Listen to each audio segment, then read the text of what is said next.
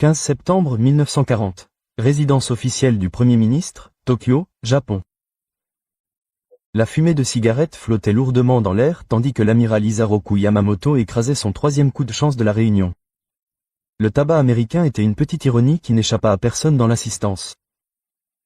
Le Premier ministre, le prince Fumimaro Konoha, avait posé la question directement, coupant court aux circonlocutions habituelles de la diplomatie japonaise. Si nous entrons en guerre contre l'Amérique, quelles sont nos chances?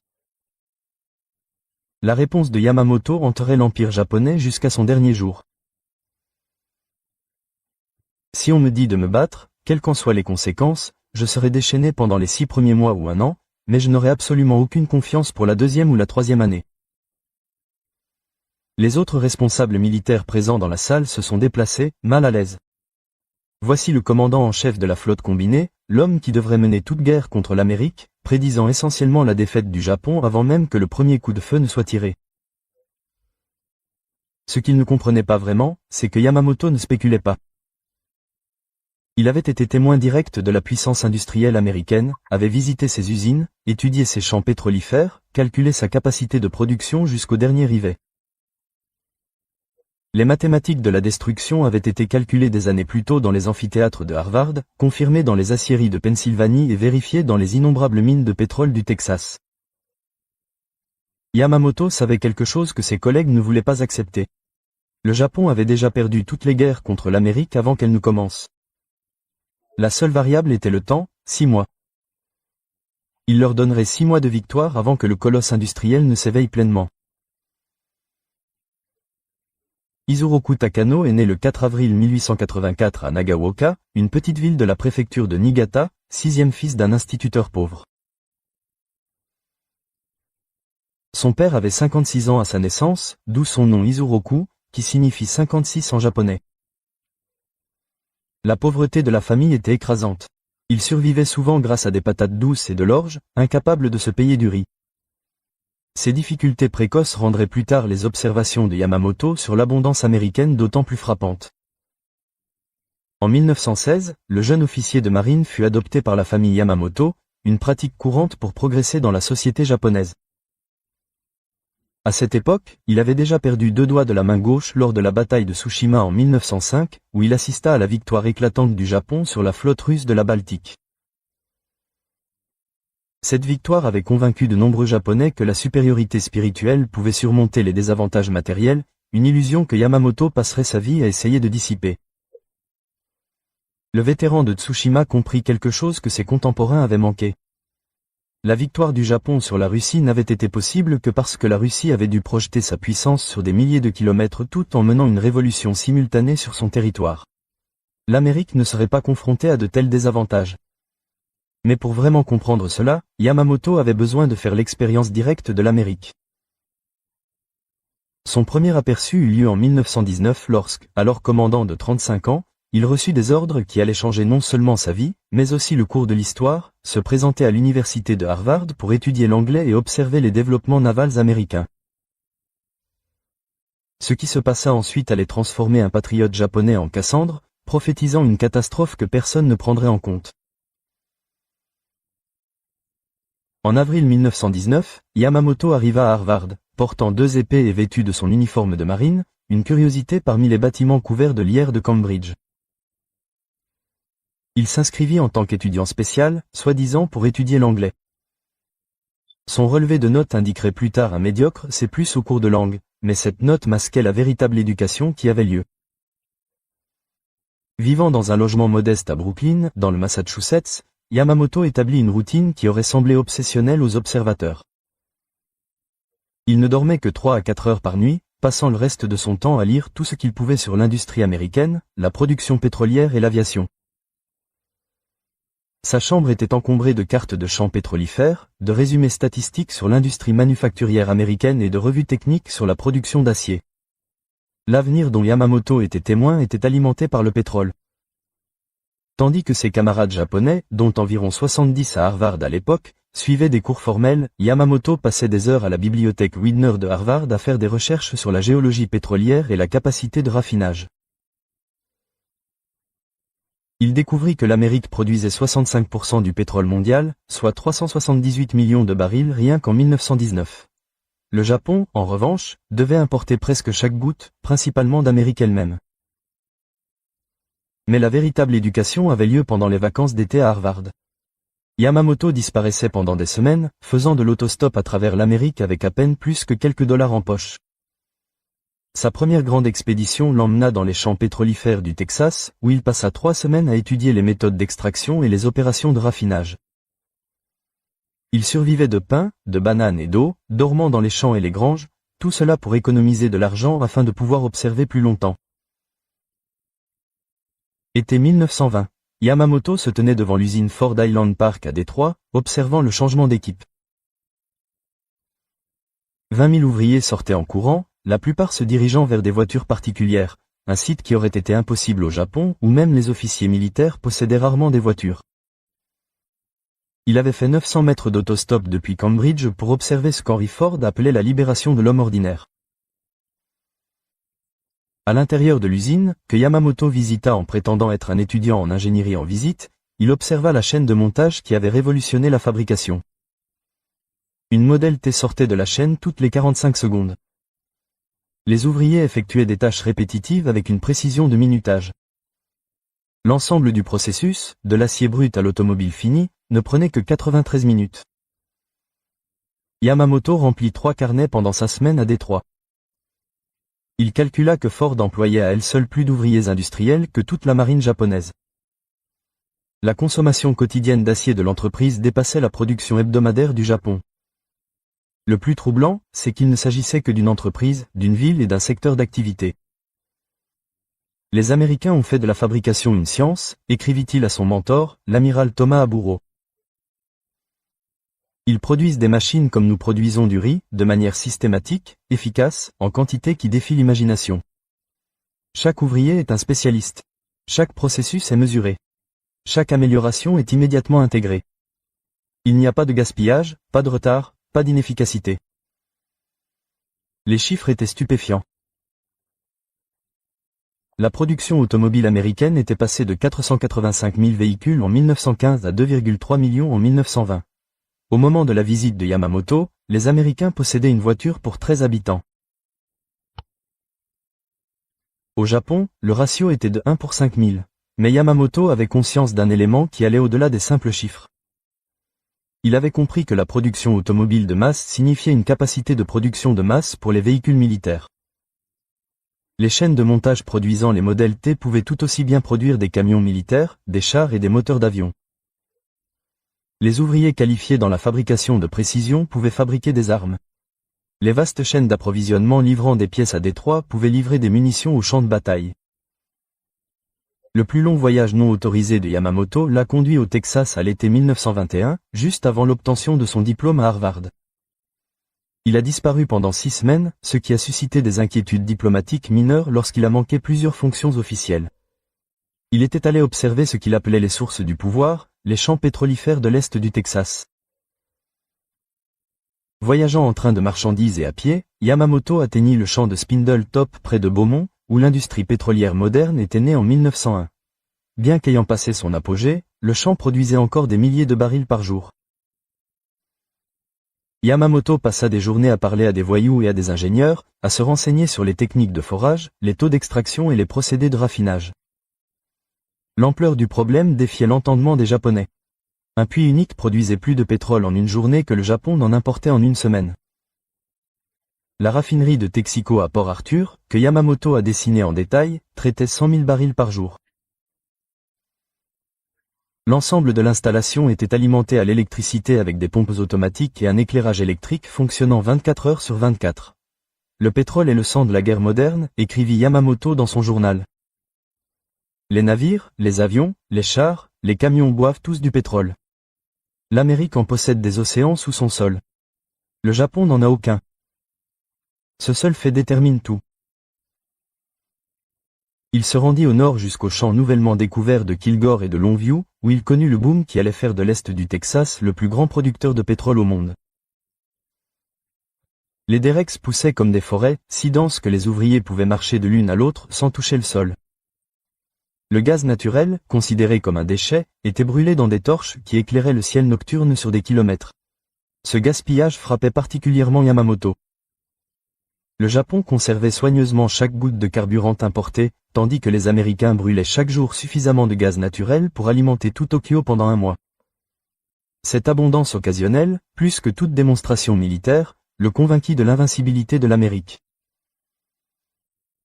En janvier 1926, Yamamoto retourna en Amérique en tant qu'attaché naval du Japon à Washington avec le grade de capitaine. Cette affectation, qui dura jusqu'en mars 1928, allait confirmer toutes les craintes que ses années à Harvard lui avaient inculquées. Désormais doté d'un statut diplomatique et d'un budget adéquat, il pouvait voyager librement et observer officiellement.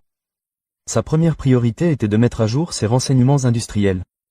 La production américaine avait explosé pendant son absence. La fabrication automobile se dirigeait vers 4,3 millions de véhicules en 1926.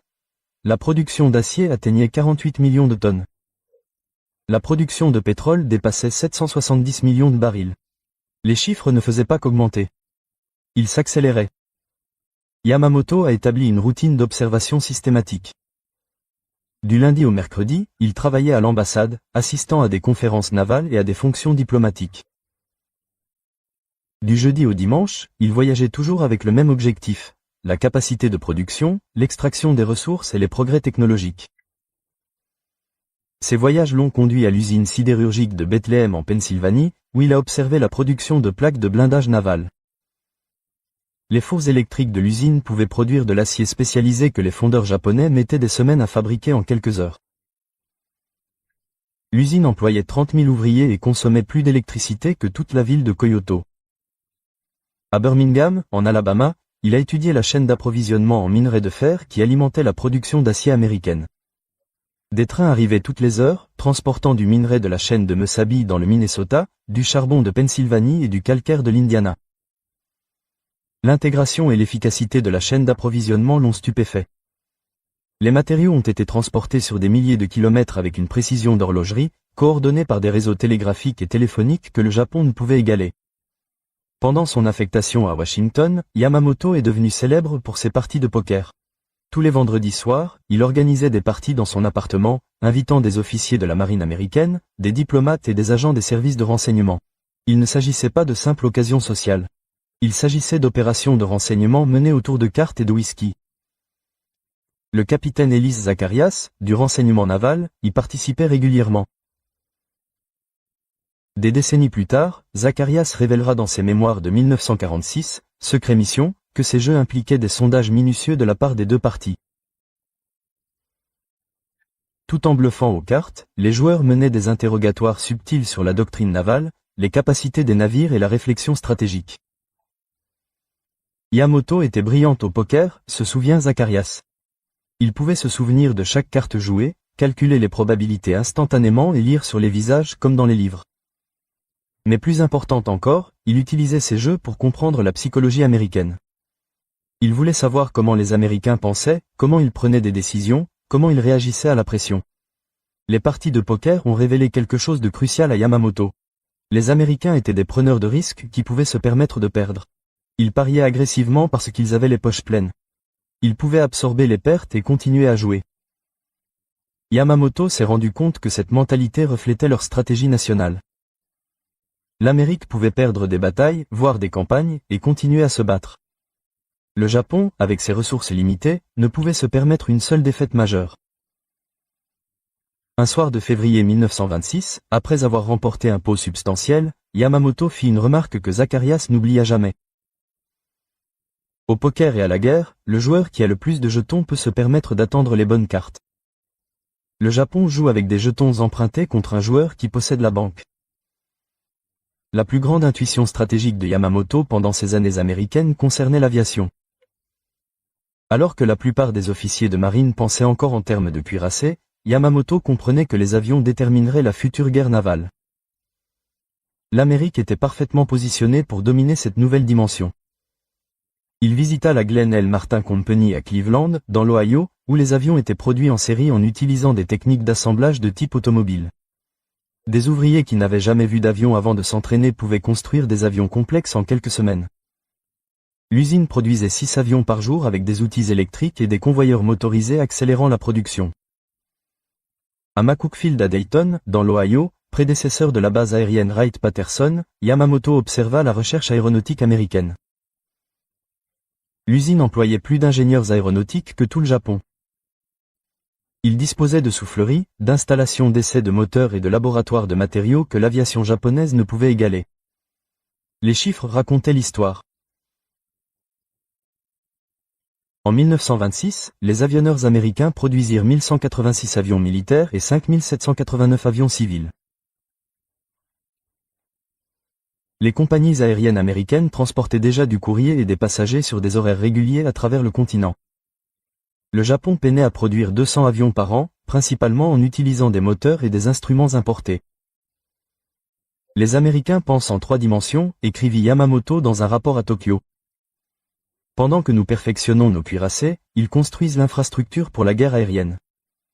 Ils ont la production d'aluminium, la technologie des moteurs et, plus importante encore, la capacité de production nécessaire pour construire des avions par milliers. Ces avertissements furent largement ignorés. La marine japonaise resta concentrée sur les cuirassés, préparant un engagement de surface décisif que Yamamoto savait ne jamais avoir lieu. Les porte-avions étaient toujours considérés comme des navires auxiliaires, utiles pour la reconnaissance, mais pas décisifs au combat. La plus longue tournée de Yamamoto dans l'industrie américaine eut lieu à l'été 1926. Utilisant son statut diplomatique et ses relations cultivées, il organisa des visites d'installation que la plupart des étrangers ne voyaient jamais. Chaque visite ajoutait des données à son calcul croissant de l'invincibilité américaine. Au complexe de River Rouge à Dearborn, dans le Michigan, Yamamoto observa l'intégration complète de la puissance industrielle américaine. L'installation, qui s'étendait sur 2000 acres, était une ville à elle seule. L'iron ore arrivait par bateau, le charbon par train, le caoutchouc des plantations Firestone au Liberia. Tout, de la fonte de l'acier à l'assemblage final, se déroulait sur place. Le complexe employait 100 000 ouvriers et possédait sa propre centrale électrique produisant 400 000 chevaux d'électricité. L'ampleur de la tâche dépassait même les préparatifs de Yamamoto. Il avait étudié les statistiques, mais la réalité était différente. Des hauts fourneaux de plusieurs étages fonctionnaient en continu. Les chaînes de montage s'étendaient sur des kilomètres. Les parkings abritaient 25 000 voitures d'ouvriers, soit plus d'automobiles que dans la plupart des villes japonaises.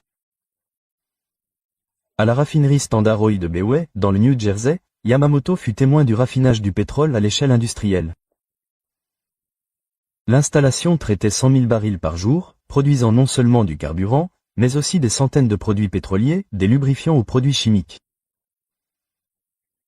Les tours de craquage catalytique inventées quelques années plus tôt pouvaient extraire 2 fois plus d'essence du pétrole brut que les raffineries japonaises. Elles ont résolu l'équation de la guerre moderne, a noté Yamamoto. Matières premières illimitées, capacité de production illimitée et innovation illimitée, victoire inévitable. Le Japon ne possède aucun de ces avantages. Fin 1926, Yamamoto se rendit en Californie, soi-disant pour une conférence navale à San Francisco, mais en réalité pour évaluer les capacités de l'Amérique dans le Pacifique. Il découvrit une côte se transformant en une forteresse imprenable de puissance industrielle. Le chantier naval de May Island à Vallejo pouvait construire et réparer simultanément des navires capitaux. L'installation avait une capacité électrique dépassant toutes les bases navales japonaises réunies. La baie de San Francisco était entourée d'installations militaires, chacune plus grande que tout ce que possédait le Japon. À Los Angeles, Yamamoto assista à la naissance de l'industrie aéronautique qui allait condamner le Japon. La Douglas Aircraft Company, fondée seulement 6 ans plus tôt, produisait déjà des avions de pointe utilisant une construction révolutionnaire à revêtement contraint. L'entreprise employait 300 ingénieurs qui expérimentaient des modèles qui n'arriveraient pas au Japon avant une décennie. Mais ce sont les champs pétrolifères du sud de la Californie qui impressionnèrent le plus Yamamoto. Le bassin de Los Angeles contenait plus de 20 grands gisements de pétrole. Signal Hill comptait à lui seul 265 puits, si rapprochés qu'il ressemblait à une forêt d'arbres d'acier.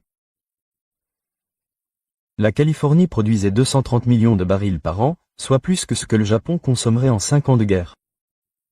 Les ports racontaient une autre histoire. San Pedro et Long Beach se développaient rapidement avec des grues électriques et des systèmes de chargement automatisés. Une seule grue pouvait charger plus de marchandises en une journée que le port de Tokyo en une semaine. L'infrastructure nécessaire à la projection de puissance à travers le Pacifique était déjà en place. De retour au Japon en mars 1928, Yamamoto présenta un rapport de 200 pages sur les capacités américaines qui auraient dû mettre fin à toute idée de guerre. Ses conclusions étaient sans appel. La production américaine dépassait celle du Japon d'un facteur de 10 à 20 dans chaque catégorie critique. La production pétrolière américaine était 100 fois supérieure à la consommation japonaise. La production d'acier américaine était 12 fois supérieure à celle du Japon. La production automobile américaine démontrait une capacité de production de masse qui pouvait être instantanément convertie à un usage militaire. L'aviation américaine progressait si rapidement que le Japon ne pourrait jamais la rattraper. Le rapport fut classé et largement ignoré. Le ministère de la Marine se concentra sur les sections relatives à la construction navale américaine tout en rejetant l'analyse industrielle comme relevant de préoccupations extérieures à la marine. L'armée qui prévoyait son expansion en Chine ne s'intéressait pas aux avertissements de Yamamoto concernant la puissance américaine. Yamamoto se retrouva de plus en plus isolé. Son expérience américaine, plutôt que d'être valorisée, le rendait suspect. Certains chuchotaient qu'il était trop américanisé. Ses habitudes, boire du café au lieu du thé, fumer des Lucky Strike, lire des magazines américains, le désignaient comme contaminé par l'influence étrangère. Mais Yamamoto continua ses avertissements. Conférence après conférence, article après article, il martela le même message. Le Japon ne pouvait pas vaincre l'Amérique dans une guerre prolongée. La disparité industrielle n'était pas seulement quantitative mais qualitative. L'Amérique avait créé un système d'innovation et de production qui s'améliorait continuellement. Le Japon, avec ses ressources limitées et sa société rigide, ne pouvait pas égaler ce dynamisme. En 1939, l'opposition de Yamamoto à la guerre avec l'Amérique avait fait de lui une cible d'assassinat pour des officiers de l'armée ultra-soviétique. Les mêmes groupes qui avaient assassiné des politiciens modérés se concentraient désormais sur l'amiral qui affirmait que le Japon ne pouvait pas gagner une guerre contre l'Amérique. La menace était si sérieuse que le ministre de la Marine, l'amiral Mitsumasa Yone, qui partageait les vues de Yamamoto, le transféra en tant que commandant en chef de la flotte combinée. La nomination annoncée le 30 août 1939 visait explicitement à sauver la vie de Yamamoto. En mer, il serait à l'abri des extrémistes de l'armée. L'ironie était totale. L'homme le plus opposé à la guerre avec l'Amérique reçut le commandement de la force qui devrait la mener. Yamamoto comprenait la logique cruelle. Si la guerre éclatait, le Japon avait besoin de son meilleur stratège pour commander la flotte, même si ce stratège pensait que la guerre était impossible à gagner. On m'a confié le commandement de la flotte combinée, écrivit-il à son ami Yoshida. C'est comme si on me demandait d'opérer un patient qui insiste pour se suicider. Je peux peut-être retarder l'agonie, mais je ne peux pas empêcher la mort. Son opposition ne faiblit jamais. En septembre 1940, alors que le pacte tripartite avec l'Allemagne et l'Italie était débattu, Yamamoto avertit qu'il conduirait inévitablement à une guerre avec l'Amérique. Au prince Konoha, il fut direct. Si nous combattons les Américains, je peux vous donner un an. Après cela, je ne garantis rien. En octobre 1940, au ministre de la Marine, l'amiral Kushiro Ohawa, il fut encore plus précis. Si on m'ordonne de me battre, je ferai de mon mieux pendant 6 mois. Je vais me déchaîner considérablement pendant le premier semestre, mais je n'ai absolument aucune confiance pour la deuxième ou la troisième année. L'ironie suprême de la carrière de Yamamoto survint en janvier 1941 lorsqu'il commença à planifier l'attaque de Pearl Harbor. L'homme qui savait que le Japon ne pouvait pas gagner fut chargé de trouver un moyen de gagner. Sa solution reposait entièrement sur son expérience américaine. Yamamoto savait que la faiblesse de l'Amérique était psychologique, pas matérielle. Les Américains, en sécurité dans leur forteresse continentale, ne s'attendaient pas à une attaque. Leur force même engendrait la complaisance. Une première frappe dévastatrice pourrait les pousser à négocier avant que leur puissance économique ne puisse se mobiliser. Le plan était désespéré car la situation l'était aussi. Le Japon devait détruire la flotte américaine du Pacifique avant qu'elle ne puisse interférer avec les opérations en Asie du Sud-Est.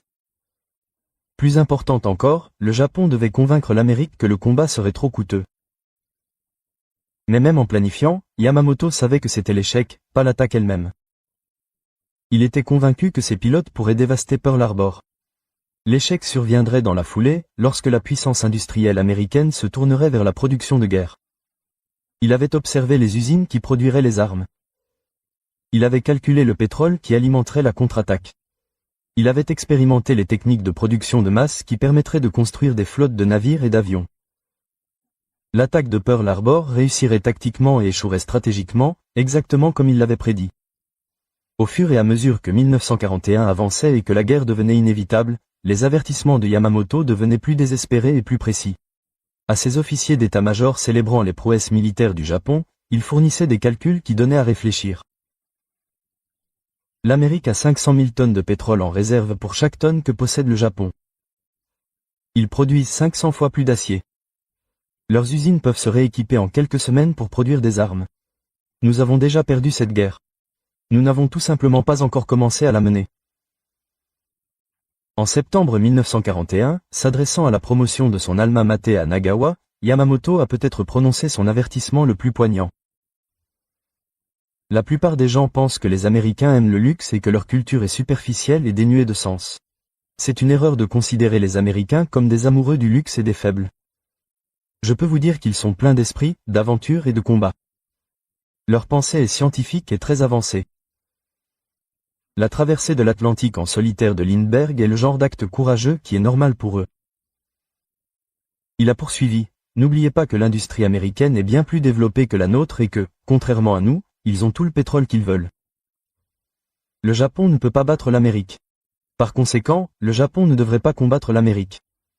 Les jeunes diplômés restèrent assis dans un silence stupéfait. Voici l'un des amiraux les plus célèbres du Japon leur dire que leur pays perdrait une guerre. Il semblait déterminé à commencer par sa maîtresse Shio Kawawai. Il était encore plus direct dans ses lettres. Le gouvernement a menti au peuple. Ils disent que l'Amérique est faible et divisée. J'y suis allé. J'ai observé leur force. Nous sommes des insectes déclarant la guerre à un dragon. L'attaque de Pearl Harbor a réussi au-delà de toute attente. 8 cuirassés ont été endommagés ou coulés. 188 avions détruits. 243 Américains ont été tués. Les pertes de la flotte combinée ont été minimes. 29 avions, 5 sous-marins de poche, 64 hommes tués. Dans tout le Japon, la foule a célébré dans les rues. L'annonce de la guerre par l'empereur a été accueillie par des acclamations banzai. Enfin, le Japon avait montré aux Américains arrogants leur place. Les colonialistes blancs allaient être chassés d'Asie. À bord de son navire amiral Nagato dans la baie d'Hiroshima, Yamamoto a reçu les rapports en silence. Lorsque son personnel a fait éclater du saké pour célébrer, il s'est retiré dans sa cabine. Le chef d'état-major, l'amiral Matsugaki, l'a retrouvé là quelques heures plus tard, en train de regarder les cartes du Pacifique. Des années plus tard, Hollywood a fait dire à Yamamoto qu'il avait réveillé un géant endormi, une phrase qu'il n'a jamais prononcée. Ces paroles authentiquement documentées à Agatha Takura étaient plus précises et moins poétiques. Un militaire ne peut guère se vanter d'avoir frappé un ennemi endormi. Je préférerais que vous fassiez votre évaluation après avoir vu ce que fait l'ennemi, car il est certain qu'en colère et outré, il lancera bientôt une contre-attaque déterminée. L'échec de la destruction des porte-avions américains l'inquiétait, mais pas autant que l'échec de la destruction des réservoirs de pétrole et des installations de réparation. Yamamoto avait compris, lors de ses visites dans les ports américains, à quelle vitesse il pouvait reconstruire. Les dégâts semblaient dévastateurs, mais étaient en réalité superficiels. Plus troublant était l'échec diplomatique qui avait fait de l'attaque une surprise. Yamamoto avait insisté pour que l'attaque suive une déclaration de guerre. Les maladresses de l'ambassade japonaise l'avaient empêché. Les Américains allaient désormais considérer Pearl Harbor comme une attaque surprise, garantissant qu'aucune paix négociée ne serait possible. J'avais espéré mener une guerre d'honneur, dit-il à Ugaki. Au lieu de cela, nous avons garanti notre propre destruction par le déshonneur.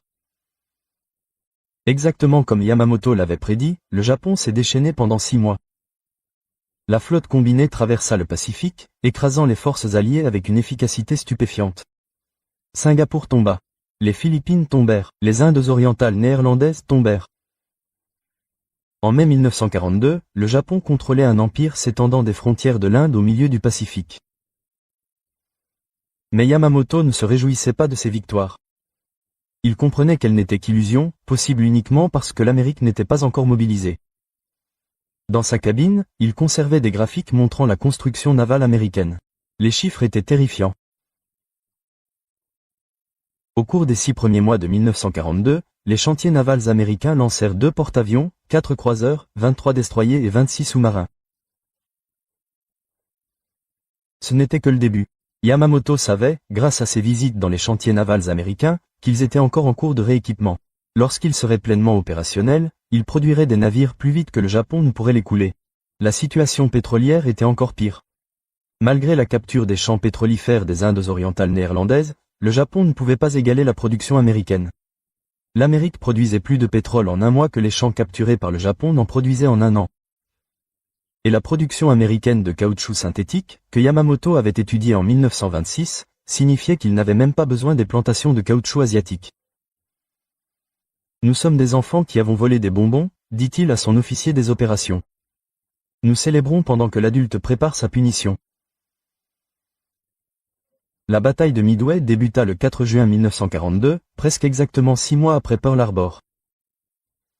La prophétie de Yamamoto était sur le point de se réaliser avec une précision mathématique. Le plan était complexe, peut-être trop complexe, reflétant le désespoir de Yamamoto. Il comprenait que c'était peut-être la dernière chance pour le Japon de détruire les porte-avions américains avant l'arrivée de renforts massifs. Les renseignements qu'il reçut suggéraient que l'Amérique avait au plus 2 porte-avions opérationnels dans le Pacifique. En réalité, ils en avaient 3, plus l'avantage des codes japonais déchiffrés. Le désastre se déroula avec l'inévitabilité que Yamamoto avait prévue depuis longtemps. 4 porte-avions japonais, l'Akagi, le Kaga, le Soryu et le Hiryu, furent coulés en une seule journée. Ce furent des pertes irremplaçables. Le Japon n'avait ni la capacité de production ni les pilotes entraînés pour se remettre d'un tel coup. À bord du Yamato, à 300 miles derrière la force aéronavale, Yamamoto reçut les rapports en silence. Lorsqu'il fut informé que les 4 porte-avions étaient perdus, il hocha simplement la tête. Les officiers d'état-major rapportèrent plus tard qu'il semblait presque soulagé, comme si un fardeau tant attendu était enfin arrivé. Le géant américain est désormais complètement réveillé, dit-il à son état-major. À partir de maintenant, nous ne nous battons que pour retarder l'inévitable. Les chiffres lui donnèrent raison. Au cours des 18 mois qui suivirent Midway, l'Amérique lança 17 porte-avions d'escadre et 76 porte-avions d'escorte. Le Japon lança 6 porte-avions d'escadre au total.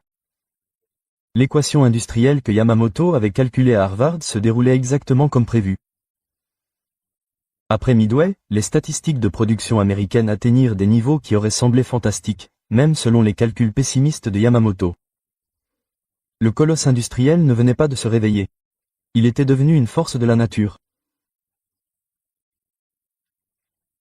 En 1943, les usines américaines produisaient un avion toutes les 5 minutes, un navire marchand par jour, un porte-avions par mois, 150 chars par jour et 500 000 camions militaires par an. À elle seule, l'usine Ford Willor, qui n'existait pas lorsque Yamamoto visita Détroit, produisait des bombardiers B-24 à un rythme d'un toutes les 63 minutes. L'ensemble de l'installation avait été construite en 9 mois, plus vite que le Japon ne pouvait construire une seule usine. Yamamoto reçut ses rapports de renseignement avec une satisfaction morose. Tout ce qu'il avait prédit se réalisait, mais plus vite et de manière plus écrasante que lui-même ne l'avait fait. Imaginez. Les chaînes de montage qu'il avait étudiées à Détroit produisaient désormais des instruments de destruction du Japon. La situation pétrolière était catastrophique. L'Amérique produisait 1,7 milliard de barils par an en 1943. La réserve stratégique totale du Japon était de 50 millions de barils et diminuait chaque jour. Les sous-marins américains, produits à un rythme que le Japon ne pouvait égaler, étranglaient les cargaisons de pétrole japonais en provenance d'Asie du Sud-Est. Je leur ai parlé du pétrole, écrivit Yamamoto dans son journal intime. Je leur ai montré les chiffres. Ils ont choisi de ne pas y croire. Nos navires sont bloqués au port, faute de carburant, tandis que les Américains opèrent librement.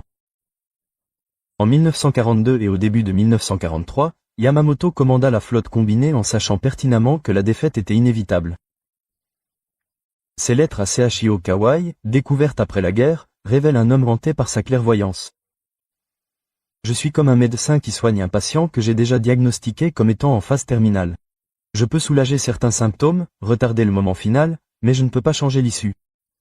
La maladie, c'est l'infériorité industrielle, et elle est mortelle. Son personnel remarqua son fatalisme croissant. Il prit la décision. Plus grand risque, s'exposer inutilement au danger. Lors d'une tournée d'inspection des bases avancées, il insista pour visiter les positions les plus dangereuses, comme s'il risquait la mort qui le libérerait du commandement d'une flotte condamnée. L'amiral Ugaki écrivit dans son journal, « Le commandant en chef semble accueillir le danger à bras ouverts. Il comprend quelque chose que nous refusons de reconnaître, que nous avons déjà perdu. Son fardeau n'est pas le commandement, mais la prophétie accomplie. » L'évaluation stratégique finale de Yamamoto, rédigée en mars 1943, était sans appel. L'Amérique a remplacé 2 fois chaque navire perdu à Pearl Harbor. Elle a formé plus de pilotes en 1 an que le Japon en 20 ans. Leur production augmente chaque mois tandis que la nôtre décline. Ce sont les mathématiques, et non le courage, qui déterminent la victoire. Les mathématiques nous condamnent. Les codeurs américains ont intercepté l'itinéraire de voyage de Yamamoto le 14 avril 1943. Ils devaient inspecter les bases avancées des îles Salomon, volant de Rabat à l'île de Balalé le 18 avril. Le programme était précis à la minute près, ce qui est typique de l'attention que Yamamoto portait aux détails. L'opération Vengeance a été approuvée au plus haut niveau. L'amiral Chester Nimitz a demandé s'il valait la peine de révéler les capacités américaines de décryptage. La réponse a été oui. Yamamoto était irremplaçable, non seulement en tant que stratège, mais aussi en tant que seul dirigeant japonais à vraiment comprendre les capacités américaines. Des chasseurs Lightning 1-8 P-38 ont été envoyés depuis le canal de Guadal, volant à hauteur de vague pour éviter les radars. Détection. La mission nécessitait une navigation précise sur 435 miles d'océan ouvert, pour arriver à la minute exacte où l'avion de Yamamoto s'approcherait de Bougainville. La technologie qui a tué Yamamoto incarnait tout ce qu'il avait prévenu. Les P-38 étaient des produits de la production de masse américaine, propulsés par des moteurs Allison produisant 1600 chevaux chacun, brûlant du carburant à indice d'octane élevé provenant des raffineries du Texas. Leur navigation était parfaite, leur timing précis, leur exécution sans faille. À 9h34, le bombardier Mitsubishi G4M de Yamamoto a été abattu au-dessus de la jungle de Bougainville. L'homme qui avait fait l'expérience directe de la puissance industrielle américaine a été tué par ses produits. Des chasseurs avancés guidés par une technologie de décryptage que le Japon ne pouvait égaler. Son corps a été retrouvé le lendemain, toujours attaché à son siège, la main sur son épée. Dans la poche de son manteau se trouvait un poème qu'il avait écrit quelques jours plus tôt. « J'ai vu l'avenir, et il appartient à ceux qui construisent, pas à ceux qui détruisent. » La mort de Yamamoto a emporté le seul dirigeant japonais qui comprenait vraiment le désespoir de la position du Japon. Son remplaçant, l'amiral Minichi Koga ne possédait ni la vision stratégique de Yamamoto ni sa connaissance directe des capacités américaines. La prophétie que Yamamoto avait faite en 1940, à savoir 6 mois à 1 an de victoire, puis une défaite inévitable, s'est avérée parfaitement exacte.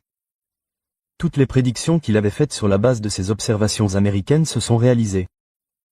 La production américaine a submergé les forces japonaises exactement comme il l'avait calculé. Contrairement au Japon, les États-Unis disposaient de ressources pétrolières illimitées. La technologie américaine, en particulier le radar et le codage, a donné des avantages décisifs.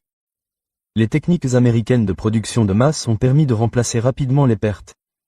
La conversion industrielle américaine de la production civile à la production militaire a dépassé même ses avertissements. En 1944, l'Amérique produisait plus de matériel de guerre en 1 mois que le Japon n'en produisait en 1 an. Les usines que Yamamoto avait visitées dans les années 1920 fonctionnaient désormais à des niveaux défiant l'entendement. L'usine de River Rouge produisait à elle seule plus de véhicules militaires que toutes les usines japonaises réunies. Août 1945 apporta la validation ultime des avertissements de Yamamoto. Les bombes atomiques qui ont détruit Hiroshima et Nagasaki étaient le produit de l'industrie américaine. Et des capacités scientifiques que même Yamamoto n'avait pas entièrement prévues, bien qu'il ait mis en garde contre la supériorité technologique américaine. Le projet Manhattan avait coûté 2 milliards de dollars, soit plus que le budget militaire total du Japon pour la guerre. Il employait 130 000 travailleurs, consommait plus d'électricité que des villes japonaises entières et nécessitait une précision industrielle que le Japon ne pouvait atteindre. Les bombes étaient larguées par des superforteresses B-29, chacune coûtant plus cher qu'un destroyer japonais, produites en quantité que le Japon ne pouvait égaler. Le capitaine Ellis Zacharias, partenaire de poker de Yamamoto à l'époque de Washington, diffusa au Japon en japonais, rappelant aux auditeurs les avertissements de Yamamoto. Votre amiral Yamamoto savait que ce jour viendrait. Il a observé nos usines, nos champs pétrolifères, nos laboratoires. Il a essayé de vous avertir. Vous avez choisi de ne pas l'écouter. Les statistiques finales de la guerre ont confirmé tous les calculs de Yamamoto.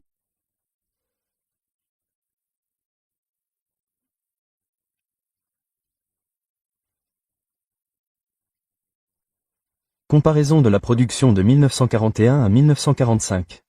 Avions États-Unis 300 000 Japon 76 320 Porte-avions États-Unis 141 Japon 16 cuirassés États-Unis 8 Japon 2 sous-marins USA 203 Japon 126 navires marchands USA 33 993 232 tonnes.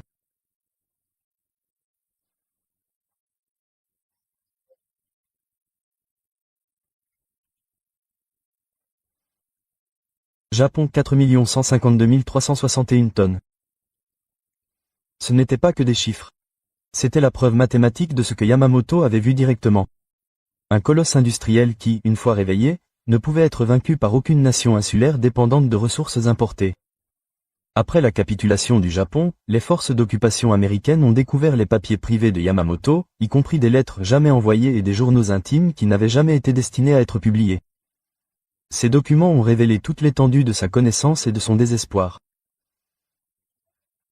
Dans une lettre sans fioriture adressée à l'empereur Hirohito le 1er décembre 1941, Yamamoto avait écrit « Votre Majesté, j'ai failli à mon devoir d'empêcher cette guerre. Ayant fait l'expérience directe de la force de l'Amérique, je sais que nous ne pouvons pas l'emporter. Leurs usines peuvent produire des armes illimitées. Leurs champs pétrolifères peuvent alimenter des opérations illimitées.